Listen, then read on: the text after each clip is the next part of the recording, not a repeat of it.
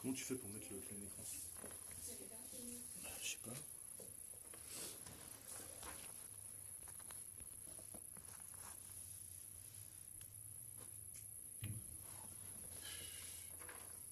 It's good. Tu vois?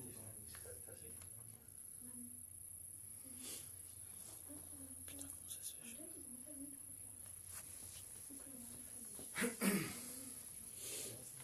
Excusez-nous, il y a un ou deux petits problèmes techniques à régler. On est en train de voir ça et on est à vous tout de suite. Pourquoi c'est pas plein écran?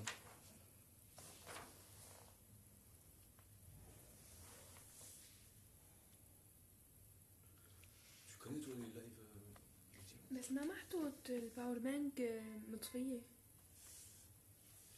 donc c'est en direct. Vas-y, c'est bon. هو لازم البسها ولا ما بتكون؟ L'écran.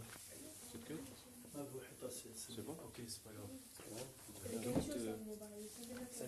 Demande s'ils ont des nouveaux. Qu'est-ce qui se passe? Power bank is off. Ok. Ça commence, hein, c'est bon. Ok, assieds-toi. Ouais. Tu peux nous dire si le son c'est bon? Ouais. Donc, bonsoir à tous. Donc, je suis Alexandre Boudin. C'est bon? Putain, votre connexion est faible.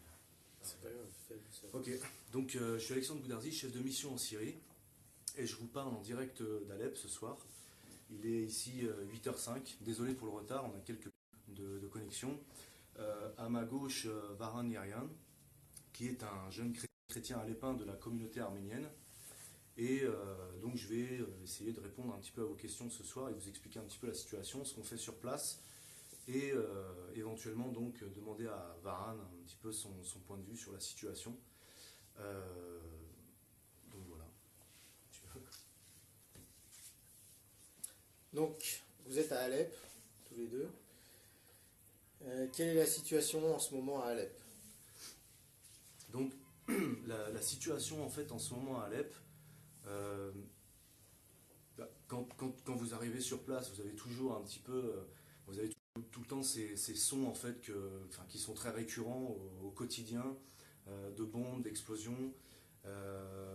Voilà, mais après en regardant un petit peu dans la durée, on a l'impression un peu de la situation globale. Je parle de la situation globale.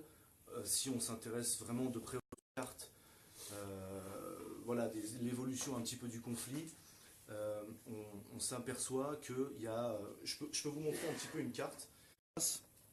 Donc en gros, vous avez ici la ville de Alep, d'accord? Il faut vraiment regarder là où je trace avec mon doigt. Vous avez l'Alep ouest ici, d'accord? Et Alep est, qui est tenu donc par toute la périphérie ouest, qui jadis était reliée à la partie est, qui était reliée par la partie est. Donc en fait, ça ne faisait qu'un en fait. Tout cela ne faisait qu'un en fait dans les mains des djihadistes. Depuis que l'armée syrienne a repris Bani Zaid, okay, ce quartier-là, elle a coupé et isolé la partie est de la ville. Alors cette carte, elle date de septembre de cette année, elle n'est plus d'actualité, mais c'est assez grossier, mais c'est pour vous donner une idée assez approximative malgré tout de la situation. Donc en gros, cette partie-là est isolée, et aujourd'hui, la partie viable, donc Alep Ouest, se retrouve en sandwich entre l'est d'Alep et sa périphérie, donc sa zone rurale en fait, à l'ouest. D'accord? Donc les tirs viennent des deux côtés. Ok? Donc ça, c'est le quotidien des Alépins. Quand ils tombent un obus, ils sont incapables de vous dire si ça vient de l'est de la ville, donc la vieille ville, ou si ça vient de la zone rurale. Mais au jour d'aujourd'hui, c'est la situation qu'on vit. Donc ce qui se passe, c'est que l'armée syrienne en ce moment essaye de repousser au maximum les djihadistes dans la zone rurale à l'ouest, afin de faire en sorte que plus de communication il y ait entre la zone rurale ouest et l'est de la ville. De cette manière, à les isoler au maximum et de les essouffler, en fait, de façon à ce que, à long terme, enfin à court terme, parce que ce qu'on souhaite, c'est que ça se finisse le plus rapidement possible, c'est qu'ils rendent les armes et qu'ils passent de ce côté-là de Alep. C'est que les Alépins de l'Est passent du côté ouest d'Alep. Donc pour ce faire, ils ont commencé à créer des couloirs de l'Est, à passer du côté ouest. Donc de ces couloirs humanitaires, il y a des, vous savez, les Russes ont ont posé des caméras pour voir à peu près ce qui se passe. Il y a, cependant, il n'y a pas vraiment de passage parce que soit les Alepins de l'Est donc, ne veulent pas venir du côté ouest, soit ils sont pris en otage, soit ils sont pris en... donc voilà la situation. De ce que nous on a entendu, aussi les syriennes, donc l'aviation, envoient des tracts dans le ciel, ils les envoient depuis les avions en disant dégagez les lieux parce qu'on va nettoyer, on va nettoyer le quartier, on va nettoyer la ville, enfin nettoyer, on va faire une attaque massive pour en déloger les djihadistes. Il vous est permis de revenir à l'ouest. Et ça c'est très récurrent, ça arrive souvent. Et on a entendu qu'il y a 2 jours de regagner Alep Ouest, 27 personnes donc ont tenté de revenir et elles ont été supprimées par les djihadistes. Donc ça c'est ce qu'on entend ici. Maintenant, au quotidien, donc ça c'est la situation globale, j'essaye de vous exprimer un petit peu avec une carte bon, qui n'est pas d'actualité, mais pour que vous ayez une vision un petit peu d'ensemble. Mais ici, quand vous vous promenez dans les rues, eh bien, moi, à chaque fois, quand on va d'un point A à un point B, parce que désormais, en fait, la circulation est réduite, vous êtes confiné à quelques quartiers de la ville, en fait, dans sa globalité. C'est très facile, en fait, d'arriver à un endroit et on vous dit, bah, il y a 5 minutes, là, un obus est tombé là. Et on n'arrive même pas à l'imaginer parce que en 5 minutes, tout le monde reprend ses activités, la vie continue. L'appartement, eh bien, les gens qui sont en bas, ils ont déjà tout déblayé, tout nettoyé, son étal de fruits et légumes, et la vie reprend son cours comme si rien n'était. C'est parce qu'on est obligé de vivre avec ça. On vit avec ça au quotidien, et la mort nous impressionnait. Okay, la mort a été intégrée dans les... elle fait partie de la vie, et on la côtoie au quotidien, donc on se laisse...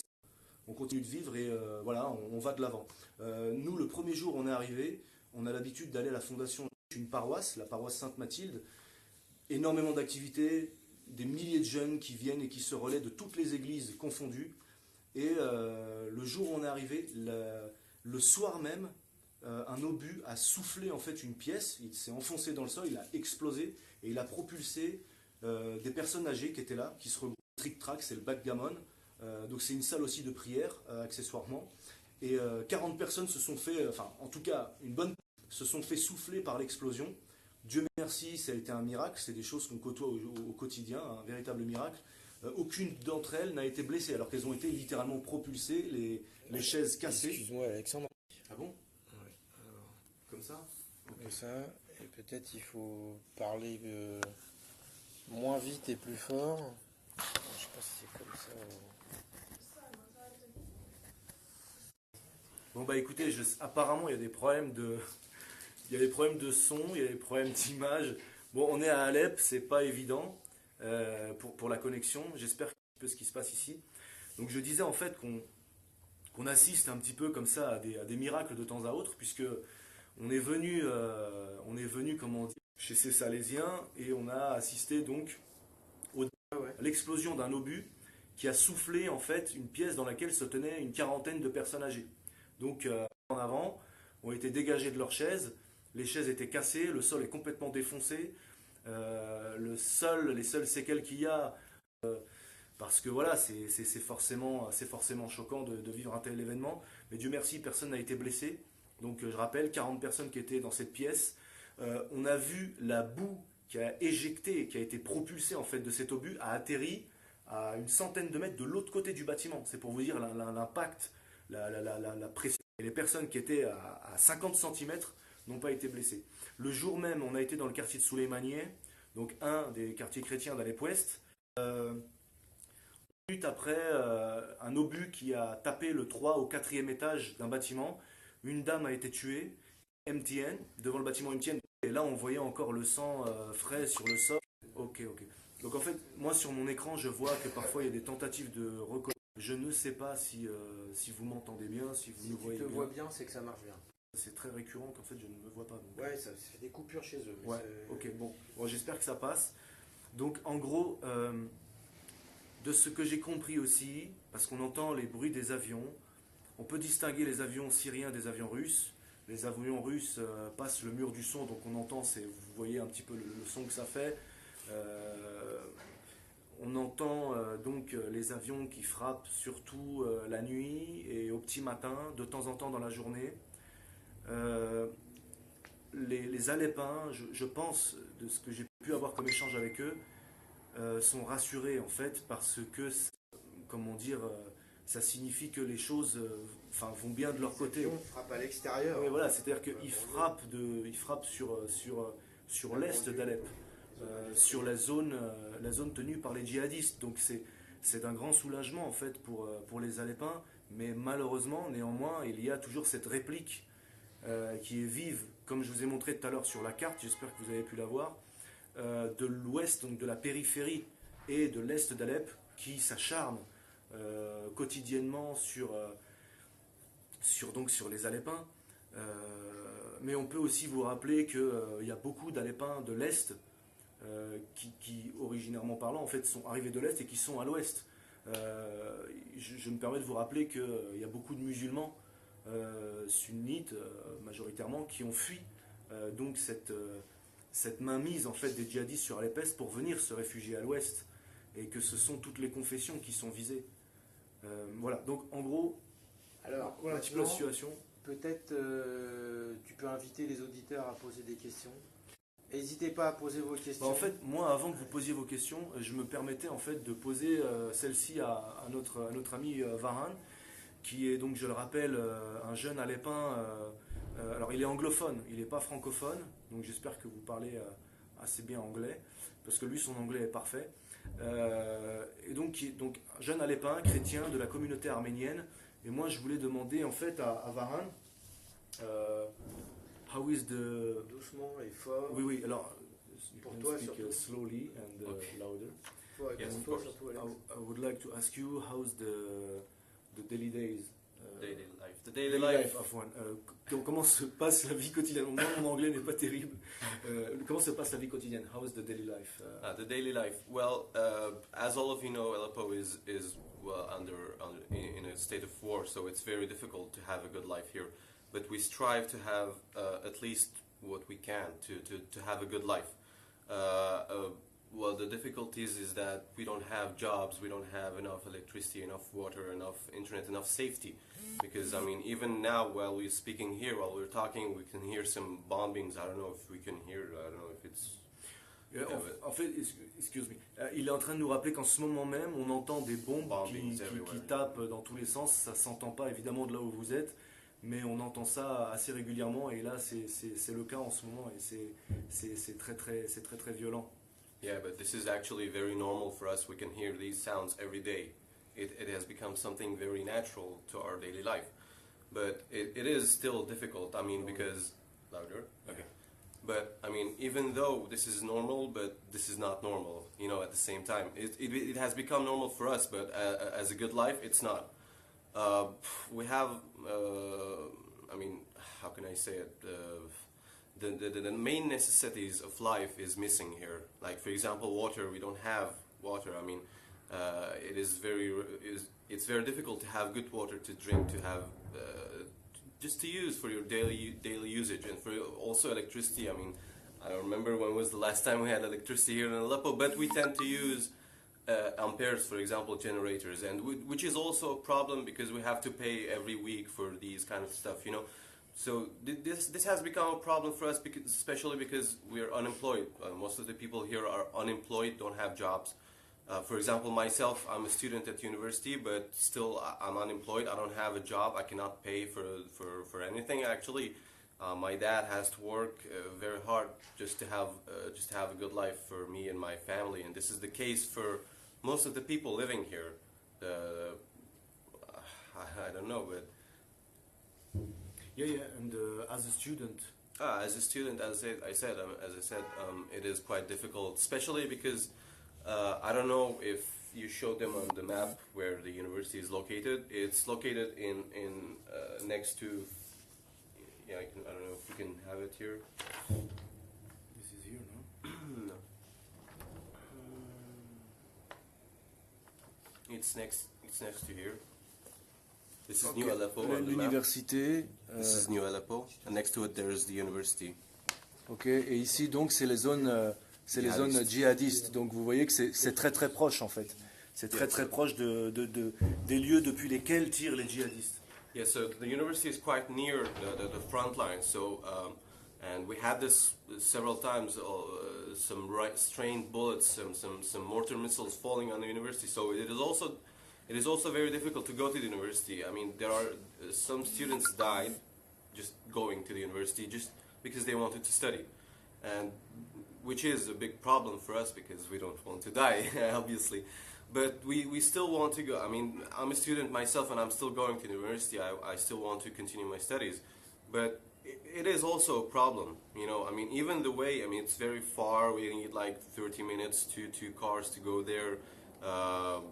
But still, even through everything, we continue to go to university. We continue to study. We continue to have exams. I mean, the University of Aleppo never stopped to have exams, even despite everything.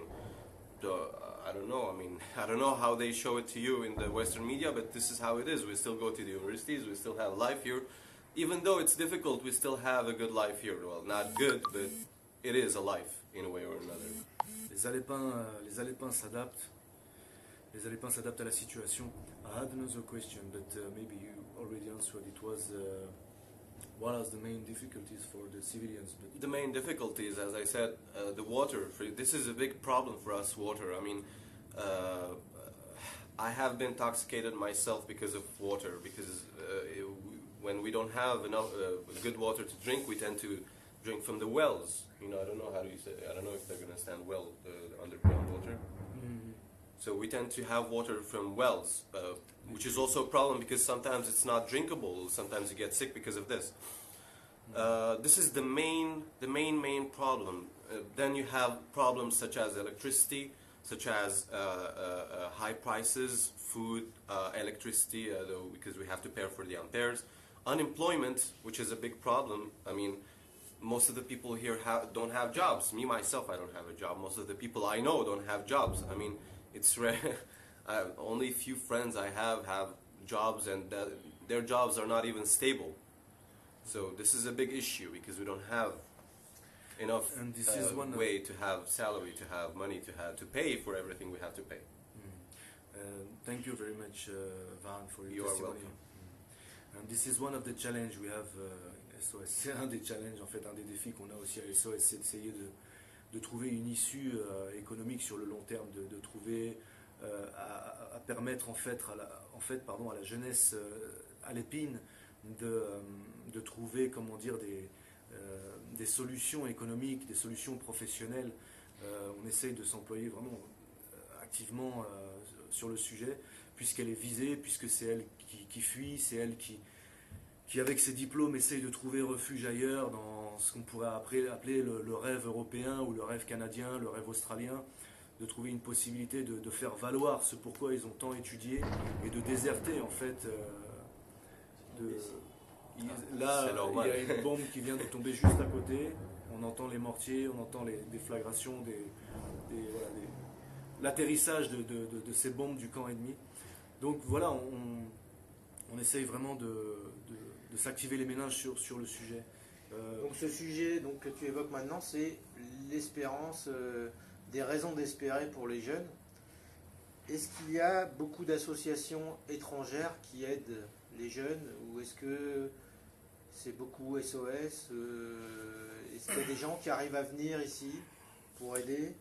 Moi, de ce que je sais, pour répondre à la question, s'il y a des gens qui viennent ici, qui viennent aider, je ne crois pas en fait. Je ne dis pas qu'il n'y a pas d'association. Il y a des associations syriennes, internationales, dont il y a des branches qui existent en Syrie et qui aident sur place, oui, il y en a. Comment ? Oui, il y a la Croix-Rouge par exemple, et il y en a d'autres, mais des associations étrangères qui donnent des fonds, oui, il y en a. Mais maintenant, une association qui est physiquement présente sur le terrain, je crois qu'il n'y a que SOS. Je l'affirmerai, mais je préfère quand même prendre mes précautions. Mais on est les seuls en fait. Je pense qu'on est les seuls en fait à nous déplacer et à venir ici afin de prendre un petit peu le pouls de la population locale, de savoir ce que sont ses besoins et de nous rendre sur place régulièrement. Moi personnellement, je me rends ici une fois chaque mois pour une durée d'une semaine, 10 jours. Et notre présence va être de plus en plus longue. Plus doucement et plus fort, c'est possible. Voilà, bon, je pense que j'ai répondu. Si je peux me permettre de faire un petit rappel un petit peu des actions que SOS mène à Alep depuis maintenant 1 an et demi, puisque c'est le cas d'urgence que l'on vit ici en Syrie parmi toutes les autres villes du pays. On est très axé en fait sur les besoins humanitaires de première nécessité, à savoir, comme le rappelait Vahan, l'eau, l'électricité. Il faut savoir que toutes les stations électriques ont été anéanties par les djihadistes et que la dernière qu'il existait encore l'année dernière a été par erreur, entre guillemets je dis, explosée par les Américains. Je crois que depuis que je suis au Moyen-Orient, il doit y avoir une vingtaine d'erreurs dans ce genre. Livraison de matériel militaire par erreur aux djihadistes, de nourriture, et par erreur encore, des bombes dans la figure des milices qui combattent les djihadistes ou de l'armée syrienne contre les djihadistes, la dernière en date, 1 mois et demi auparavant, où ils ont tué à peu près 80 soldats. Mais c'était, comme je dis, encore une erreur. Donc ça fait beaucoup d'erreurs. Donc de l'électricité, il n'y en a pas. Des mois, comme il le disait, qu'ils vivent dans le noir. 1 ampère. Alors, nous, on agit sur un système d'ampères. À cause des générateurs. Alors, justement, je vais expliquer. On délivre des ampères par famille, les familles qui sont les plus dans le besoin. Alors, il y a des gros générateurs qui alimentent en électricité la ville, de très très gros générateurs qui alimentent des quartiers de la ville. À ces générateurs, on relie un dispositif électrique qui va jusqu'à un disjoncteur de la ville et qui permet depuis ce dernier d'alimenter les différents foyers qui en ont besoin, et tous en ont besoin, et certains plus que d'autres, ces ampères en fait pour donner un tant soit peu d'électricité aux Alepins. Alors 1 ampère, qu'est-ce que c'est? 1 ampère, ça permet l'électricité de 3 ampoules. On ne peut même pas avoir une machine à laver. On peut à peine avoir la télévision. Un réfrigérateur, à lui seul, prend 1 ampère, voire 1 ampère et demi. Et après, il descend à 1 ampère parce que la consommation descend. Donc il faut au moins, et un petit réfrigérateur, donc il faut au moins 2 ampères par famille. Alors les ampères, si je me rappelle bien le prix, c'est combien à peu près? 1 ampère? Alors c'est 1200 livres l'ampère, donc c'est 2500 livres. Alors ça fait, pour l'heure, par semaine, voilà. Ça fait 5-6 euros, mais c'est très cher aujourd'hui, étant donné l'inflation, la hausse des prix, les problèmes d'embargo, tout ce que vous voulez, qui ont un impact direct sur l'économie locale. Donc, c'est 2 ampères, c'est 10 heures d'électricité par semaine. Par jour. Donc, il faut donner beaucoup d'argent pour que les gens aient un minimum d'électricité dans le mois. Qu'est-ce que ça veut dire aussi? C'est 10 000 livres par mois. Donc qu'est-ce que ça veut dire aussi aujourd'hui l'électricité? L'électricité, quand on est en hiver, c'est avoir froid. C'est donc pas de chauffage, pas d'électricité. La nuit commence à 4h30 de l'après-midi. Okay? Il y a des enfants, ils sont obligés d'aller au barrage, dans les checkpoints au bas de la rue, auprès des militaires pour pouvoir étudier. L'échec scolaire, malgré tout, parce qu'on est aussi sur un dispositif de soutien scolaire, donc les échecs scolaires sont en hausse. Il y a des jeunes qui ont du mal à étudier, du mal à persévérer dans leurs études parce qu'ils ne peuvent pas travailler. Ils sortent de l'école, il fait déjà nuit. On ne peut pas travailler dans le noir ou à la lueur d'une bougie. Tout ça, ça a un impact moral, un impact physique sur la santé, sur la psychologie de tous les habitants. Oui, et donc c'est pareil. On essaye aussi de ravitailler avec ce qu'on appelle sobia. Ce sont des cheminées en fait qu'on installe dans les maisons, et il y a le prix du mazout. Le mazout est autorisé par l'État à raison de 200 litres par an. 200 litres, c'est ce que vous consommez en 1 mois et demi. Vous êtes obligé d'avoir affaire au marché noir, et pour ça aussi il faut de l'argent. Alors imaginez que vous soyez une personne âgée, isolée, seule chez vous, sans famille parce que votre voisinage a quitté le pays, votre famille n'est plus là. Comment vous allez faire pour aller dehors, faire des kilomètres de queue pendant des heures dans le froid pour avoir une bouteille de gaz ou avoir un peu de mazout pour pouvoir vous réchauffer? Ça, c'est la réalité au quotidien. Et j'en passe, c'est des meilleurs parce que les exemples sont nombreux et j'ai pas le temps de pouvoir m'exprimer indéfiniment sur le sujet. Donc, l'eau également, on essaye, on a déjà depuis un moment,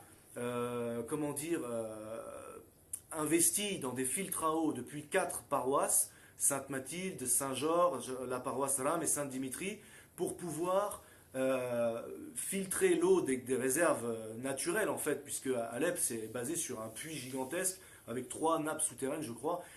Donc de purifier l'eau, et une fois qu'elle est purifiée, les gens viennent s'en abreuver sur le lieu, donc à la paroisse même, et ensuite on a mis à disposition des équipes de volontaires donc locaux, alepins, avec des camionnettes et des réservoirs pour qu'ils puissent emmagasiner un maximum d'eau, les acheminer jusqu'aux maisons et appartements des personnes qui ne peuvent pas se déplacer, des personnes handicapées, des personnes âgées, ou tout simplement qui n'ont pas de voiture. Donc à partir des réservoirs qui sont mis à l'arrière des pick-up, aller jusqu'aux appartements, et là on remplit depuis les réservoirs des petits bidons qu'on amène donc aux personnes qui sont dans ce besoin évidemment vital de s'abreuver en H2O. Ensuite, donc ça c'est pour l'eau et pour l'électricité. On s'investit aussi énormément sur la jeunesse, puisque comme il vous l'a dit, elle est visée. On s'amuse sans arrêt à taper dans les universités pour faire fuir les diplômés, pour faire fuir les cerveaux, pour mettre sur cette espèce de...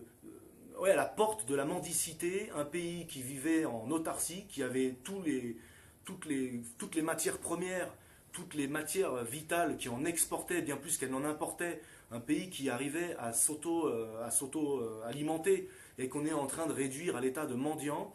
Donc la fuite des cerveaux, des jeunes diplômés qui n'ont comme avenir que l'illusion européenne plutôt que le rêve européen, parce qu'ils vont vite s'apercevoir que c'est un cauchemar. Donc on essaie de s'investir sur la jeunesse de quelle manière? On leur donne la possibilité de toujours rester, de toujours avoir accès à une qualité d'éducation. C'est-à-dire, vous avez, ces facultés, ces universités ou ces établissements privés de manière générale, dans lesquels ils ont une bonne éducation, un bon message chrétien qui leur est enseigné, et on n'a pas envie que la guerre ne leur permette plus de s'y inscrire. C'est pas forcément cher, mais c'est déjà trop par rapport à leurs moyens. Dans ces établissements privés, donc qualité de l'éducation, message chrétien enseigné, et aussi un héritage culturel qui est donné. On y enseigne l'arménien, le syriaque, l'assyrien, etc. Donc ce sont des choses qui sont véhiculées d'une génération à une autre depuis des siècles, depuis des millénaires. Et la guerre va mettre un terme à tout ça. Nous, on agit aussi dans un intérêt identitaire et culturel, et on n'a pas envie que les événements fassent une rupture générationnelle entre celle de leurs parents, la génération de leurs parents et la leur. Ok ? Et on a envie que les chrétiens restent ce qu'ils ont toujours su faire de mieux, être dans des secteurs clés, professionnels, et ce depuis longtemps.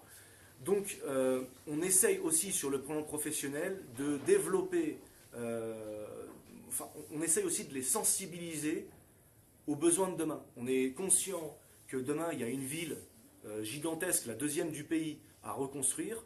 Donc il faut aussi qu'ils arrivent à admettre que demain ils sont peut-être appelés à devenir des ouvriers qualifiés, à savoir tenir un marteau, à savoir faire couler une dalle de béton, à dresser un bâtiment, etc.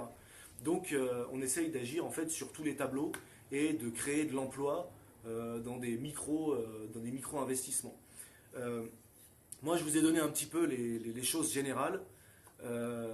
Mais SOS demain va surtout s'employer à reconstruire en fait. On est déjà en fait dans une voie de reconstruction de certaines maisons avec l'accord en fait, la promesse de familles qui reviendraient s'établir dans leur quartier, sous les Maniers, à Zizier par exemple, mais il y en a d'autres.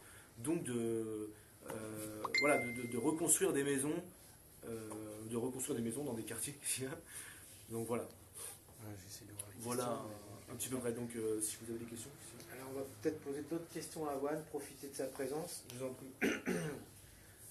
Est-ce qu'il a l'impression, est-ce qu'il voit des commerces se réouvrir? Parce qu'on voit quand même pas mal de commerces ouverts dans les rues. Peut-être que la moitié des commerces sont ouverts maintenant. Est-ce qu'il voit ces commerces s'ouvrir? Est-ce qu'il y a un peu d'espoir de ce côté-là? Et est-ce que des jeunes comme lui ont quand même une lueur d'espoir? Est-ce qu'ils se disent peut-être que ça recommencera? Do you see many shops opening again and again in the street? Is there a little hope for the Syrian people, for the Aleppian people in Aleppo? Yes, of course. Despite everything, people are still like the ones who have jobs, who have shops, for example. They're still opening every day. Hope. Well, without hope, we cannot live. That's why it's very important for us to have hope, so we can go on, move on, and live on. It is. I mean, as I said, I mean, you can see people in the streets when there's nothing. For example, on Sundays, people go out. You can see yourself. I mean, the restaurants, the shops, they're all full or whatever. I mean, even though if the restaurants, for example, the other day it happened, the restaurants were full. It was Sunday, and then it started. The bombing started. Everyone left. You know, there was nothing. Everyone was in the restaurant having fun, eating, drinking, whatever. Then when the bombing started, everyone left to their houses. So that's what we basically do. When there's nothing, we go out. We have some fun. Whenever we hear bombings, whenever there is bombings, then we go Bombing back. from where? Bombings, of course, from the. It's obvious. I mean, we know. I mean, it's logical. When you see the direction of the bomb, it comes from the areas that are under control of the jihadists. For example, I live in Midan, which is the front line next to Bustan al-Basha. On the map, you can see it as well. So basically, most of the bombs we receive are from Bustan al-Basha. Me, myself, my neighborhood was damaged a lot because of Bustan al-Basha. That means Aleppo East. Aleppo East. Bustan al-Basha is Aleppo East. For the map, yes, it's Aleppo East. For example, a few years back, my dad was injured, my mom was injured. I mean, it was all... It's obvious when you see the direction of the bomb. It's coming from the east. You know, I mean, it's common sense. You don't wait for someone to tell you. You don't wait for the media to tell you that it is from here. It is from there. It's obvious. And yes, for the hope, as I said, I mean, we cannot live without hope. If we sit in our houses, do nothing, then we will die because of that. Because we're not doing anything. And why do you stay? What's the reason that help you to stay in Aleppo? What's the reason? Hope. Now, we hope that one day the war will be over. We hope one day that we will have security back again. We hope one day that we will get our normal lives back again, because we didn't ask for this to happen. We didn't want it to be like this. We didn't want to have war. It happened. I mean, we didn't want it, okay? We didn't ask for it, okay? Come and destroy our city. We didn't want anyone to do this. And we demand them to go out, to leave us alone, to give us what we want, which is a decent life. And this is what we hope for. And that's why we have to stay. We have to, I mean, that's the reason that makes us stay. Hope, basically. Je rappelais qu'avant la guerre, la Syrie était un des pays les plus sécurisés au monde. Et qu'aujourd'hui, par exemple, on vient de visiter une école où les enfants sont confinés dans les sous-bassements, en fait, de leur établissement pour jouer à la récréation. Imaginez-vous ça 5 minutes. Imaginez-vous ça juste un instant. Les enfants ne peuvent plus jouer dehors. À l'époque, ils faisaient des sorties archéologiques. Ils allaient visiter la citadelle qui surplombe, en fait, depuis le centre d'Alep, toute la ville d'Alep. Et pour avoir connu Alep avant la guerre, j'atteste en fait de la beauté de ces lieux, j'atteste de la beauté du vieux Alep, de Alep dans sa globalité, de la vue imprenable à 360 degrés que cette antiquité pouvait vous donner. Enfin, antiquité peut-être pas, mais que ce monument historique d'une beauté indescriptible peut vous donner. Et voilà, aujourd'hui, on ne peut même pas sortir dans la rue d'en face. Vous êtes obligé de jouer à la marelle un étage plus bas. Et le danger, c'est toujours les djihadistes. Et le danger, c'est toujours le même. C'est toujours, en fait, les djihadistes. Bon, dans le langage qu'on vous donne là-bas, c'est les rebelles démocrates, les révolutionnaires, les porteurs de tout un tas de beaux messages, teintés, en fait, de foutaise, excusez-moi, mais Voilà, donc c'est toujours la même chose, c'est toujours la même provenance, c'est toujours le même système. La même idéologie que le Bataclan.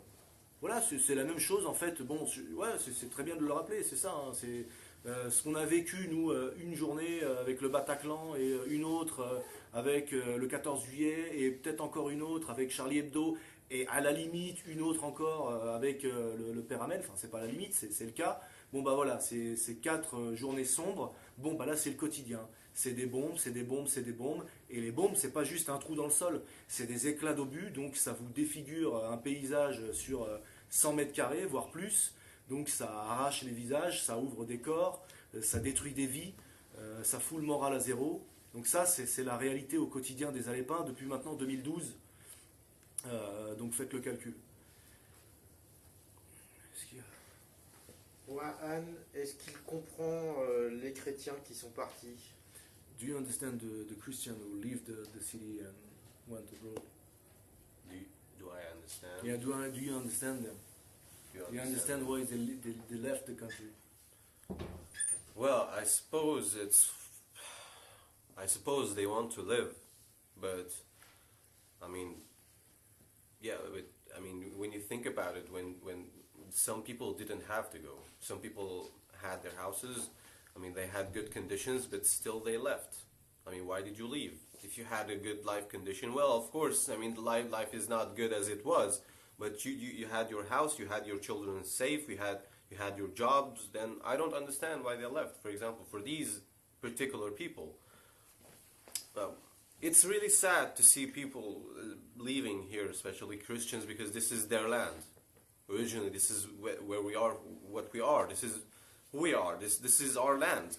And when they leave, this is just achieving the goals of the jihadists, because this is what they want. They want all of the people to leave this land. They want them to go whatever. They don't care where they go. They just want this land for their own.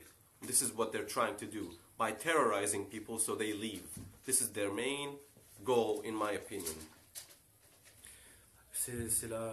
Malheureusement, c'est vrai, c'est la réalité. Et aujourd'hui, on a un vrai problème par rapport à ça. C'est le taux en fait c'est le nombre de familles en fait qui ont explosé suite à tous ces événements. Vous imaginez en fait le nombre de couples qui sont déchirés par rapport à ça. Une épouse qui veut quitter, qui veut le meilleur pour ses enfants, qui ne conçoit pas un avenir dans une ville sinistrée, dans la peur au ventre tous les jours, en les accompagnant à l'école, en revenant du travail. Le mari qui veut lui rester parce qu'il a un boulot et parce que lui il se dit que ça va finir et qu'il veut avoir de l'espoir. Alors, ça peut être le mari, ça peut être l'épouse, c'est pas pour donner un rôle particulier à l'un ou à l'autre. La réalité c'est que c'est celle-ci, c'est que vous avez des familles qui sont déchirées parce que la mère doit partir avec ses enfants au Liban. Le père, lui, il continue à rester en se disant si jamais ça fonctionne, bah vous pouvez rentrer, vous pouvez revenir me rejoindre.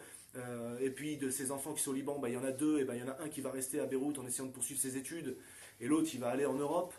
C'était pas comme ça avant. Les gens vivaient comme des familles unies, comme elles se doivent de l'être. Il n'y avait pas en fait tout ça. Et aujourd'hui, à cause du service militaire, le service militaire en Syrie, c'est 1 an et demi, 2 ans. It's 2 years or 1 year and a half. Before the war, it was 1 year and a half, but Oh, now it's not clear. For example, my friend's brother has been serving for 7 years now. Yeah, of course. But okay, un service militaire, c'est 1 an et demi, pardon. C'est 1 an et demi en général en Syrie.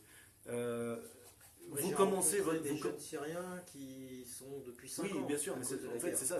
C'est 1 an et demi en règle générale. C'est avant la guerre. Maintenant que la guerre elle a commencé, quand vous commencez votre service, vous le terminez jusqu'à ce que la guerre termine. Okay, ça veut dire que quelqu'un qui était sur son dernier mois, qui a fait 1 an et 5 mois, la guerre commence. Eh bien, il est sollicité de manière permanente, il fait la guerre, et donc c'est 1 an et demi à peine fini, et bien en fait, il fait la guerre depuis 6 ans. Donc 1 an et demi ajouté à 6 ans, ça fait 7 ans et demi, et il continuera jusqu'à ce que la guerre perdure. Donc ça c'est la réalité. Et les hommes sont confrontés à cette réalité. Et évidemment, il y a des gens qui se disent, mais moi j'ai pas envie de crever, en me disant que jamais ça terminera, on va commencer un conflit qui se finira pas. Et en fait, aujourd'hui, la situation, c'est à peu près, grosso modo, comme chez les Libanais à l'époque de la guerre civile et après, c'est 6 filles pour un garçon. Voilà. Ouais, pardon. Donc ça a coupé, j'ai reçu un appel, donc forcément, l'appareil n'est pas fait pour faire deux, trois choses à la fois. Donc voilà, en fait, en gros, le problème, en fait, c'est cette jeunesse, en fait, qui est décimée, et cette jeunesse qui est décimée, c'est ce peuple meurtri, et c'est les solutions, en fait, qu'on essaie de trouver pour Alors, arranger les choses. est-ce qu'il y a des nouveaux projets dans lesquels il va y avoir besoin d'un petit peu d'argent? Est-ce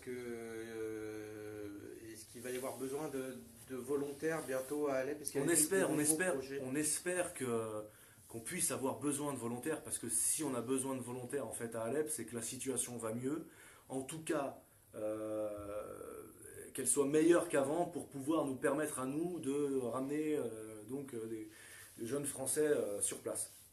Donc, comme je le montrais tout à l'heure sur la carte, on essaye de repousser la périphérie ouest, c'est-à-dire la ruralité à l'ouest de la ville, pour isoler un maximum l'est d'Alep et pousser en fait les djihadistes d'Alep-Est à rendre les armes et au final voilà, pacifier vraiment toute la ville et autour en fait. Ouvrir en fait également, désenclaver la ville, parce que maintenant on est obligé de passer par Khanasser, c'est-à-dire que l'autoroute, la voie directe qui va de Homs à Alep a été coupée et on est obligé de faire une bifurcation par Salamieh, Khanasser, donc c'est une espèce de route nationale qui va en direction de Raqqa puis qui rebifurque sur Alep.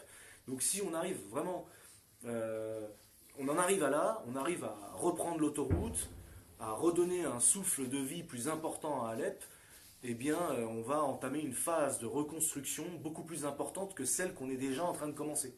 On est en train de commencer déjà cette phase de reconstruction parce que les choses, de manière globale, vont mieux, même si malheureusement le quotidien des Alépins est toujours plus ou moins le même. On est dans cette phase de reconstruction, donc nous on a besoin de votre aide, on a besoin de vous, on a besoin de vos prières, on a besoin de votre soutien, on a besoin d'argent, on a besoin de main d'œuvre, on a besoin de reconstruire. On est déjà en train de commencer à le faire, on l'a déjà fait, là on est rendu à 15 maisons à Maraloula, dans le Qalamoun, c'est-à-dire la frontière syro-libanaise, qu'on appelle du côté Liban l'anti-Liban. On est en train de voir des projets de reconstruction également, je le répète parce que je l'avais déjà dit la dernière fois, dans les villages assyriens du Khabour, dans les zones rurales de Hasakeh, en Djezireh, donc si vous allez du côté turco-irakien, donc au nord-est du pays, de l'autre côté de l'organisation islamiste appelée État islamique, on a l'intention également de commencer dans le village de Hassan, c'est-à-dire en dessous le Crac des Chevaliers. Il y a un village chrétien également ici. On a des listes de femmes qui s'engagent à revenir habiter chez elles si on entreprend des reconstructions. On a ce même projet dans le quartier de Hamidiyeh, à Homs. Et donc voilà, on est déjà en train de commencer, là en ce moment à Alep. Aujourd'hui même, on a commencé à nous investir dans la première maison à Souleymanieh avec Monsieur Nounou. Monsieur Nounou qui représente SOS, l'antenne de SOS à Alep. Il fait un travail formidable, il collecte tous les projets. Et c'est aussi le plus grand ingénieur de la ville d'Alep, je me permets de le mentionner. Donc voilà, donc non, vraiment on a besoin de vous, on a toujours besoin de vous derrière nous. Nous on est la partie en fait visible de l'iceberg, c'est tout. Vous êtes la force tranquille mais sûre, et on a toujours besoin de... Par exemple de la reconstruction d'une maison, c'est presque un immeuble entier qui a été détruit alors qu'il est juste à côté de l'école des franciscains, l'école pour les enfants sourds, c'est ça? Et il a reçu un missile artisanal des djihadistes qui a détruit tout l'immeuble. En fait, oui, c'est-à-dire que l'année dernière, le jour de Pâques, non, c'est pas l'année dernière, c'était il y a 2 ans, Pâques 2014, un hasard, le jour de Pâques, ils ont reçu en fait, comment dire, un missile homemade, en fait, fabrication artisanale, sur un bâtiment. Voilà, c'est ça. C'est ça, c'est juste en face en fait d'une école franciscaine, une école franciscaine où il y a des jeunes sourds en fait, des jeunes enfants sourds qui d'ailleurs aussi à ce sujet ont besoin d'un matériel un peu plus adapté pour améliorer perfectionner leur système auditif. Et donc en fait, juste en face de cette école, donc un bâtiment de 5 étages qui a été pulvérisé, étage sur étage. On en voit encore les stigmates, Et juste 2 rues plus loin, un peu plus loin, même chose, un bâtiment de 5 étages qui a été totalement défoncé. Juste un des appartements du premier étage de ces 5 étages est resté un petit peu en place. Et c'est ce logement en fait qu'on est en train de remettre sur pied actuellement. Mais comme vous vous imaginez, les destructions sont nombreuses, donc on n'a plus que jamais besoin de vous. Voilà. Est-ce qu'on a d'autres questions? Est-ce qu'on voit les questions des auditeurs?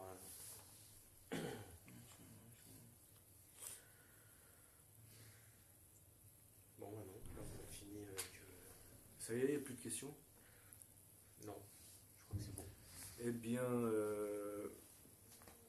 écoutez, merci pour votre écoute, merci pour votre présence, merci pour votre soutien. Voilà, merci aux auditeurs, merci pour vos messages. En fait, je les vois un petit peu apparaître. Merci à chacun d'entre vous et